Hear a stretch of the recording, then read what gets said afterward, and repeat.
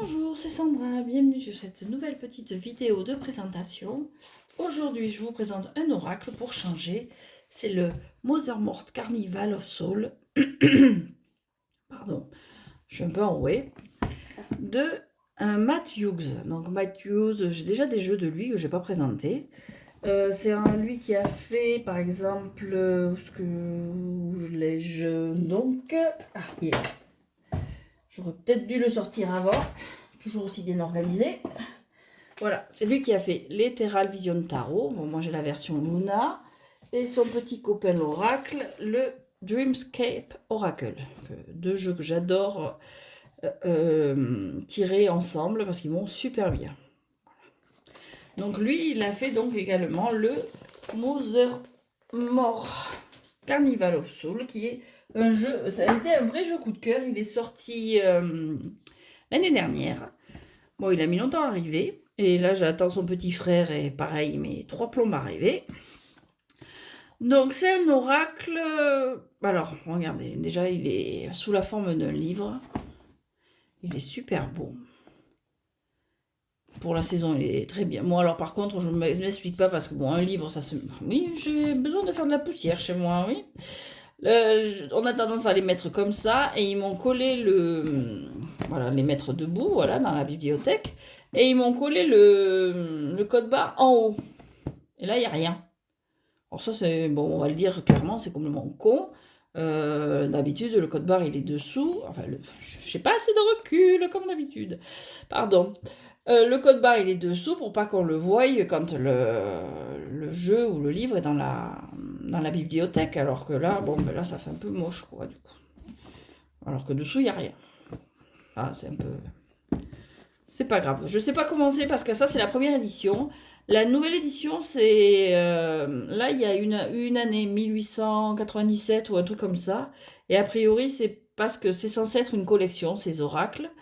Et ben, pour être raccord avec le reste de la collection. Je sais pas. De ce que j'ai vu du prochain, qui c'est le Lady Sterling Wicked Garden, qui était censé sortir au 1er juillet, mais qui n'est pas encore arrivé chez nous, donc je l'avais préco. Je ne l'ai pas annulé, mais j'attends de voir, parce qu'il me semble il est annoncé pour le 16 octobre en Grande-Bretagne, et en principe, après, ça arrive chez nous, donc pour l'instant, je le garde. Et puis bon, le prix, j'ai peur qu'il augmente, en fait, et si je l'annule et qu'après, il est plus cher, je vais avoir un peu les baloches. Désolée, je devrais parler beaucoup mieux. Donc, ce jeu se présente comme un livre et il vous fait vivre une histoire, tout simplement. Donc, quand on l'ouvre, hop, déjà la boîte est super belle. On vit une aventure, en fait. Voilà. Il arrive avec un joli petit livre, l'autre est pareil. C'est pour ça que j'ai pas hésité à préco l'autre.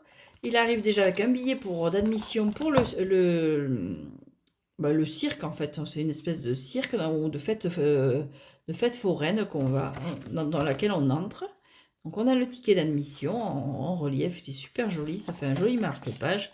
Et on a un livre qui nous raconte l'histoire de Jane. Alors je ne vais pas vous raconter toute l'histoire de Jane, mais à travers cette histoire, on va croiser tous les personnages qui sont dans le jeu. Donc, au début, j'avais un peu peur parce que j'aime bien me lier aux personnages du jeu. Bon, tous ne sont pas aimables et tout, et j'avoue que vu que c'est pratiquement que des monstres, dont certains qui sont assez creepy, on va quand même bien se l'avouer, j'avais un peu peur de pas vraiment connecter avec le jeu. Et finalement, grâce au livre, grâce à l'histoire derrière le jeu, ben, je suis complètement rentrée dedans et je suis très attachée à ce jeu finalement. Donc, je vais pas vous raconter l'histoire, je vais pas vous spoiler. Mais bon, alors Jane, c'est une petite fille. Juste le début. C'est une petite fille qui grandit avec sa mère, je crois, moi, qui est veuve, et qui va rencontrer un homme avec qui elle va très vite se marier. Et cet homme, c'est un coureur de dot, un coureur, pas de jupons, mais enfin si les jupons sont riches, quoi. Et malheureusement, après le mariage, très peu de temps après, la maman va décéder et Jane sent que son beau-père n'y est pas pour rien Et que ben, c'est elle la prochaine, vu que c'est elle la seule héritière.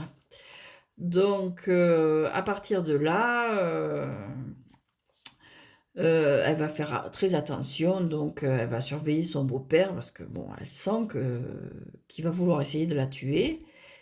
Et un jour, bon, alors que la situation bon, est plus ou moins bloquée, lui, il décide de l'inviter à visiter le carnaval, la fête foraine de Mothermore.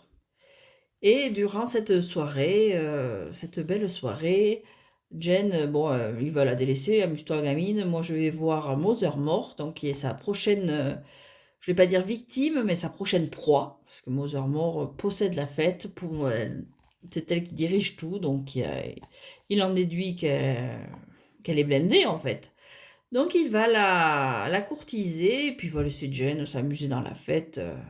Et Jen, tout au long de la nuit, de la soirée, elle va rencontrer des créatures bizarres.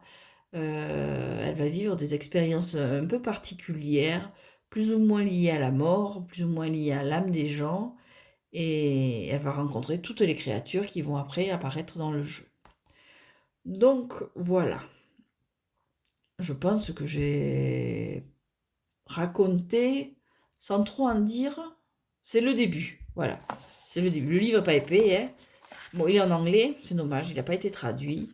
Mais voilà, j'ai essayé de traduire de ce que je me souviens, parce que je l'ai lu l'année dernière du coup. Et donc voilà, donc on suit surtout Jane à travers sa petite soirée de liberté, parce que bon, son beau-père s'occupe pas d'elle, il veut la tuer, clairement. Et il la sort pas beaucoup, elle n'a pas beaucoup d'activités en dehors de chez elle. Et donc cette soirée au cirque, c'est une bénédiction, quoi. Et elle compte bien en profiter, mais bon, les apparences au sein de ce cirque ou de cette fête sont assez trompeuses. Il se passe des choses clairement très bizarres là-dedans. Et c'est un vrai plaisir de suivre et de découvrir toutes les créatures à travers son regard. Et donc en plus du livre, on a quand même un guidebook qui lui est vraiment orienté sur les cartes et leur interprétation. Donc voilà, une fois qu'on a lu le livre, on peut se pencher sur le guidebook qui a ses tirages et la présentation de toutes ces cartes. Donc on a Arsenic Jane. Voilà, on a la fée des eaux. Alors les créatures c'est des créatures fantastiques, mais bon, il y en a certaines qui sont plutôt creepy. Et il existe un deuxième jeu en édition illimitée où certaines cartes sont différentes et il me semble qu'on l'a en plus dédicacée. Ça, c'est la version mass market. Voilà. Mais bon, j'ai beaucoup aimé lire le livre, découvrir les personnages, et puis après, il y a les cartes. Alors, je ne sais plus combien il y en a, parce qu'elles ne sont pas numérotées. Donc, le livre fait 80 pages, 32 cartes. Alors, c'est pas énorme pour un oracle. Surtout qu'il est bon, il est quand même à plus de 30 voire 35 euros, donc il n'est pas donné. Mais bon, vu qu'il arrive quand même avec cette expérience, ce livre, cette histoire dans laquelle on nous plonge, bon, je suis contente de l'avoir. Donc la boîte en plus à l'intérieur est super belle aussi. Voilà. C'est sympa. Bon, les cartes sont de très bonne qualité. Elles sont fines. C'est pas du linen, si. Si, c'est du linen. Elles sont fines, alors le dos est magnifique. Non, mais ce jeu est super beau. Il manque de cartes, mais il est super beau. Les tranches sont vert arsenic aussi. Voilà. Et par contre, elles ne sont pas numérotées. Alors ça, c'est un peu dommage. Les cartes ne sont absolument pas numérotées. Donc il faut faire avec... hop. Elle est où? Dans mon souvenir, il y avait une table des matières et je me suis plantée. Non, il n'y a même pas de table des matières. Donc voilà, il faut trouver le personnage là-dedans. Donc pour chaque carte, voilà, il y a la backstory, donc l'histoire et puis l'interprétation. Mais bon, ça c'est un peu nul ça, qu'il n'y ait pas de numérotation, parce que pour retrouver les cartes des oracles, c'est quand même vachement plus pratique. Et donc voilà, une jolie tranche verte, un joli dos. Les cartes sont super souples. Bon, elles sont fines, hein. Mais bon, elles sont en linen, donc quand c'est linen, en général, c'est fin. Je sais pas si ça se voit. Voilà. Et donc, on a à voir toutes ces créatures que Jen va découvrir. Donc, Non, là on a Jen. Voilà, on va pas s'attarder parce que bon, rien que la carte spolie un peu l'histoire.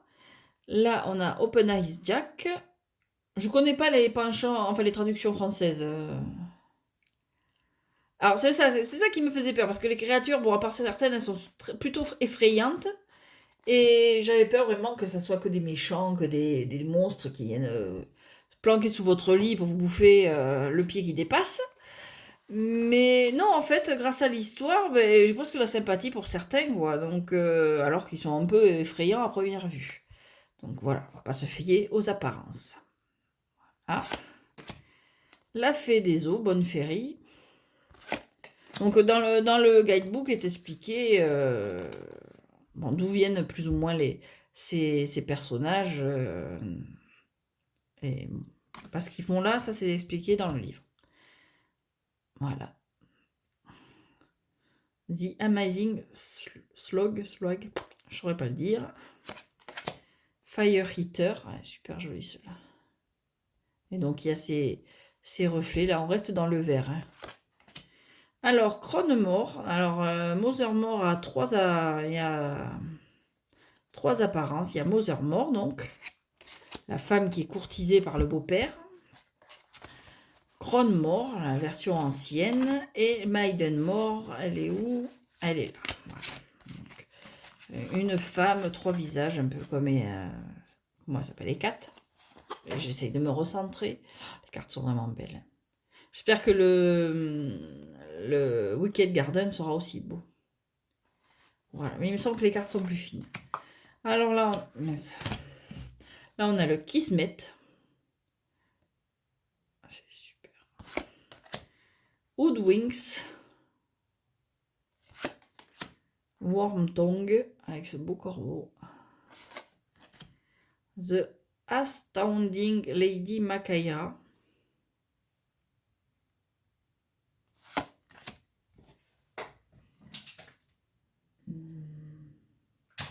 Excusez-moi, je regardais l'heure.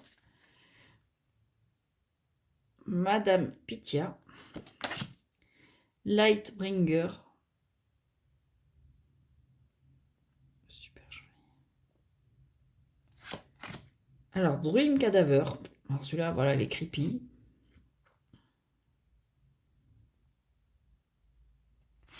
Mais oui, le livre arrive à nous les rendre sympathiques quand même, donc...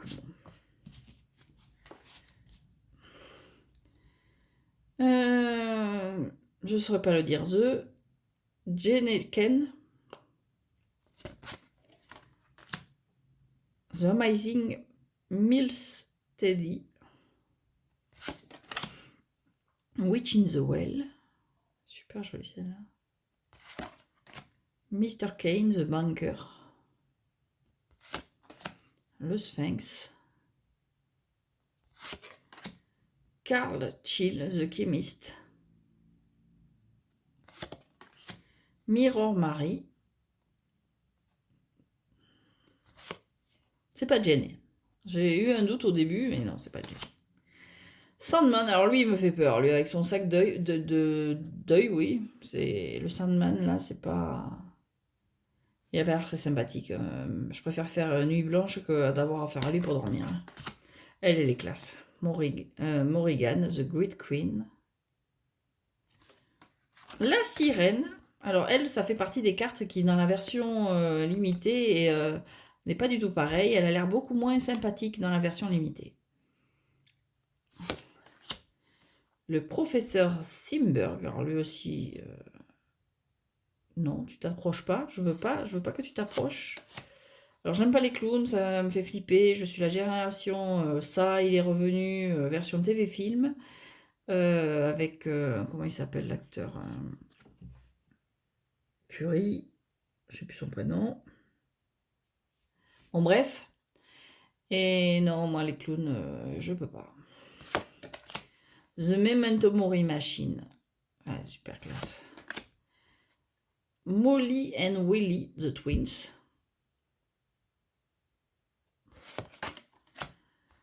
The Puppet Pier. Alors, eux, je me souviens de leur histoire. C'est que eux, ils ont tendance à vouloir punir les gens qui font du mal aux animaux. Même si c'est un clown, je lui pardonne en fait. Et c'est un peu l'idée dans tout le cirque en fait. Il y a un peu cette idée, ils sont là pour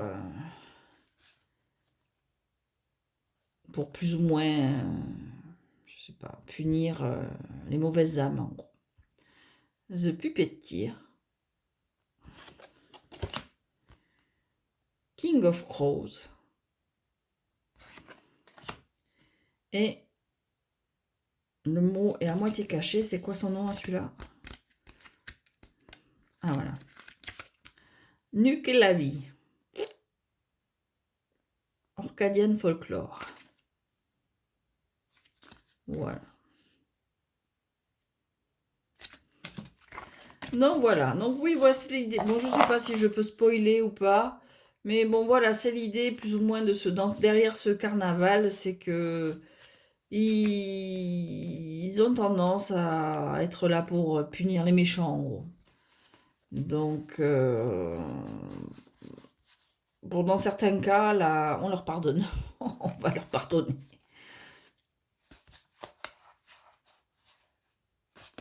Voilà, c'est un super beau jeu. C'est vraiment, c'est bizarre qu'il n'ait pas mieux marché, du moins par chez nous. On l'a pas beaucoup vu. Il me semble que le Salon des Arcanes l'avait à un moment en stock l'année dernière. Et j'aurais pensé que les gens se seraient jetés dessus parce que vraiment, bon, ben, Matthews, il a quand même son succès avec son tarot, là, Ethereal Vision. Mais non, ce jeu, il a pas l'air d'avoir beaucoup marché par chez nous. Alors peut-être parce que le folklore est très ancré américain. Je sais pas. Mais vraiment, j'ai beaucoup aimé le livre, l'expérience, les cartes, même s'il y en a pas tant que ça. C'est un plaisir. Et puis bon, ce côté, voilà, un côté creepy avec ce vert là qui revient, qui lie toutes les cartes à Jane, parce que c'est un peu sa couleur. Donc, de toute façon, tout est dans des tons de vert. Mais c'est un beau vert, je trouve. Donc voilà. Donc j'ai essayé de pas trop en dire sur l'histoire pour ceux qui aimeraient la lire. L'histoire de Jane, du carnaval, de son beau-père, tout ça. Bon, l'histoire avec sa mère, c'est vraiment le tout début. C'est l'origine, voilà. Elle est seule avec son beau-père qui a déjà tué sa mère et qui cherche qu'une chose, c'est se débarrasser d'elle pour hériter. Voilà. Et dans toute cette guéguerre, un soir, il décide de la mener donc, au carnaval of Soul de Mothermore, espérant peut-être faire une pierre deux coups en courtisant d'un côté Mothermore et en se débarrassant de la gamine. Voilà. Donc, c'est tout pour ce jeu. Vraiment que j'aime beaucoup. Bon, faut aimer le style, faut aimer. Bon, les cartes sont. Je suis pas très cartorifique, horrifique, vraiment creepy. Mais voilà, comme ce genre de créature là. Et c'est laquelle? Celui-là, il est quand même assez. Il fait peur quand même. Mais bon, celui qui me met le plus mal à l'aise, ça serait quand même le Sandman. Celui, ça va. Dans une momie, elle, je la trouve classe. Ouais, les ceux en blouse blanche, alors, voilà, tous ceux qui sont en blouse blanche rendent un peu. Ça serait ceux que j'aurais le moins envie. Voilà, ces trois-là. Moi, ça serait ces trois-là que vraiment j'aimerais pas croiser. Bon, peut-être que je serais pas sereine non plus pour les autres, hein. Mais là, ceux-là, c'est vraiment ceux qui me mettent mal à l'aise. Voilà. Et puis c'est tout pour moi. Je vous souhaite une très bonne journée, une bonne soirée, une bonne nuit peut-être. Portez-vous bien et à très bientôt.